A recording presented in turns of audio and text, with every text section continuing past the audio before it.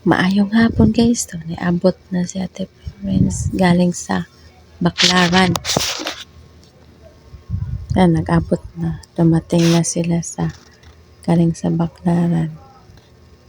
Nagkaligaw-ligaw daw sila doon, imbis na sa Baclaran sila papunta. Napunta sila sa MOA. Mali yung mga sinakyan nila. Ayan, nagyaw-yaw si Ate Florence na. Kaligaw-ligaw daw sila, napapagod daw siya. Tapos, kaligaw na sila. Ayan si Princess. Nagbalot-balot siya sa mga regalo, sa mga inaanak niya at para sa pamangkin niya.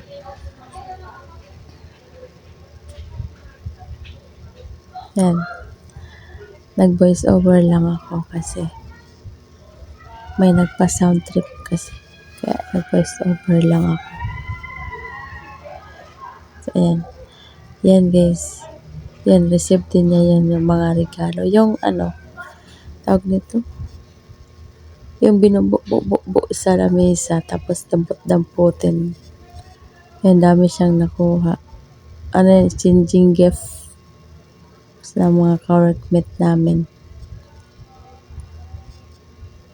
Cellphone, 3 paraso yun.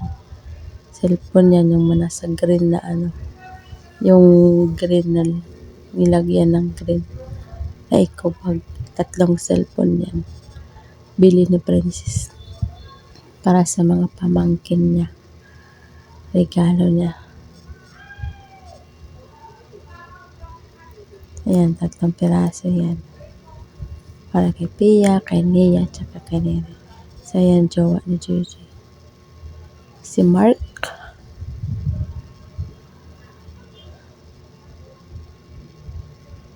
Si Mark. Ayan, jowa ni Gigi. Si Mark. Si Mark. Ayan.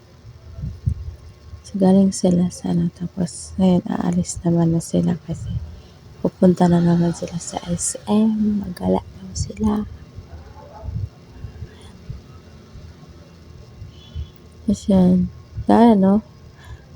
Para sa pamangkin niya yan kay Darren. Baby pa man si Darren. Tiwang-tuwa si Princess. Para sa mga pamangkin niya regalo. Di ba, hindi mo lang natira sa kanya basta makapigay sa